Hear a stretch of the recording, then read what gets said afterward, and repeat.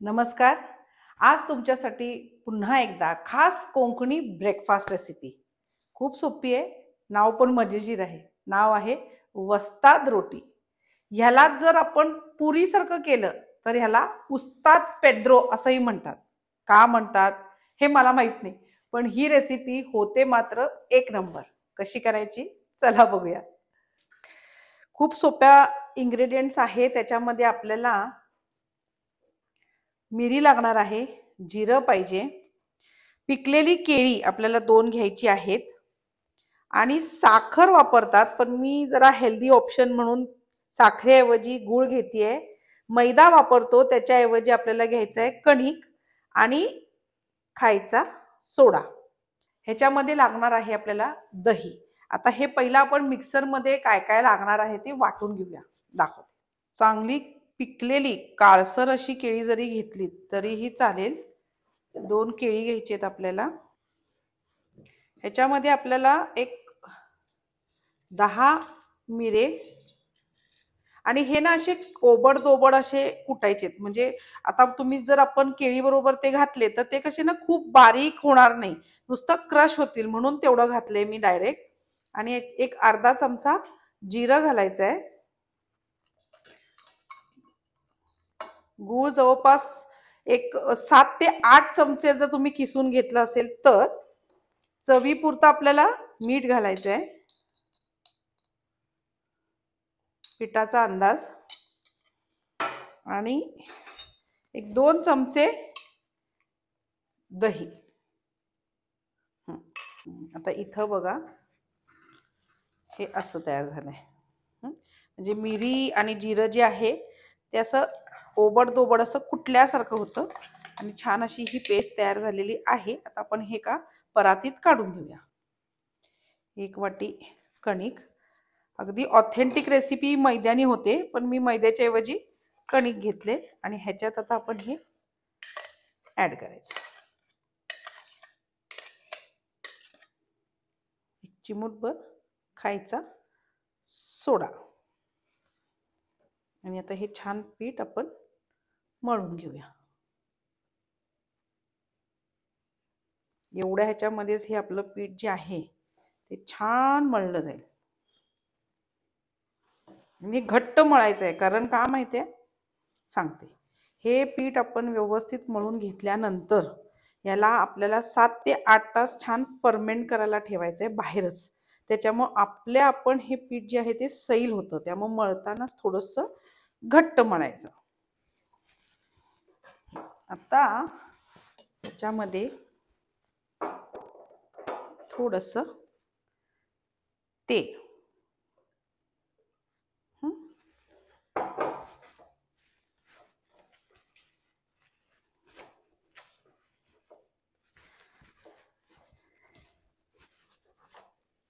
हा गूळ जो तुम्हाला दिसतोय तो सुद्धा छान आता ह्याच्यामध्ये वितळून जाईल. आणि आपल्या वस्ताद रोटीचं पीठ जे आहे ते तयार.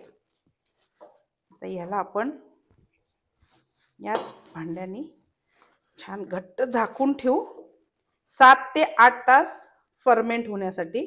आणि उद्या बनवूया आपण वस्ताद रोटी.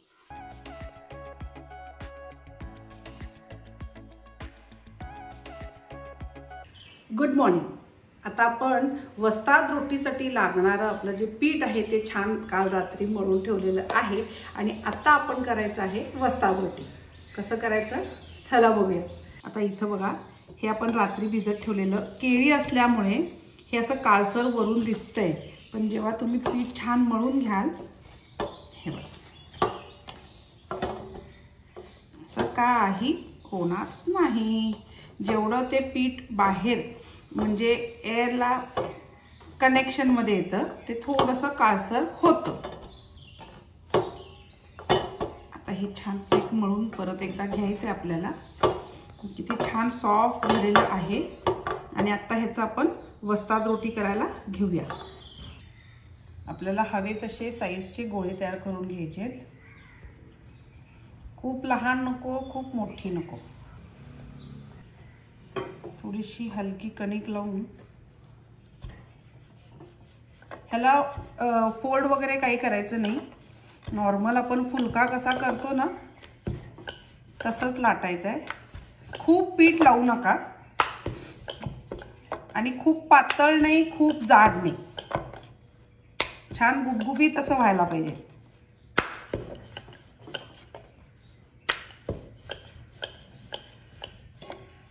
पुरीपेक्षा पातळ आणि चपातीपेक्षा जाड. हे बघा साधारण एवढी. तव्याला हलकंच तेल,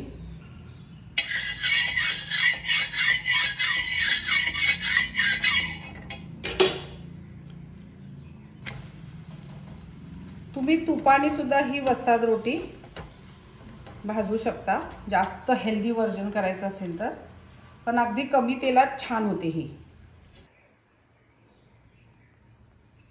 हलकंच तेल,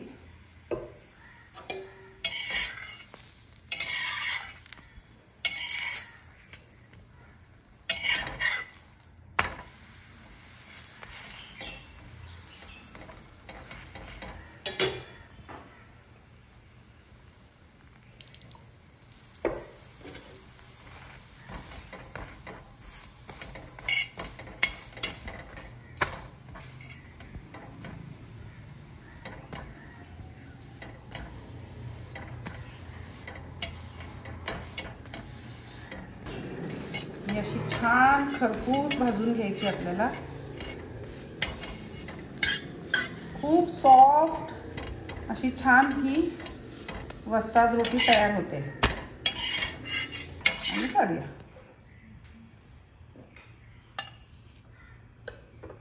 जरी तुम्ही तेल घातलं नाही तरीही चालेल, म्हणजे ज्यांना डाएट करायचं असेल त्या लोकांसाठी हेल्दी ब्रेकफास्ट आहे. विदाउट ऑइल सुद्धा ही रोटी खूप छान होते.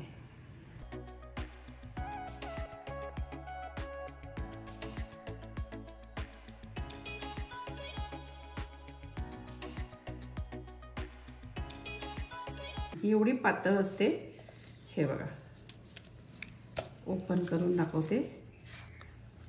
ही अशी तयार होते मस्तपैकी. हलकी फुलकी ही वस्ताद रोटी. नाव मात्र वस्ताद, पण रेसिपी आणि इंग्रेडियंट्स अगदी इझी आहे.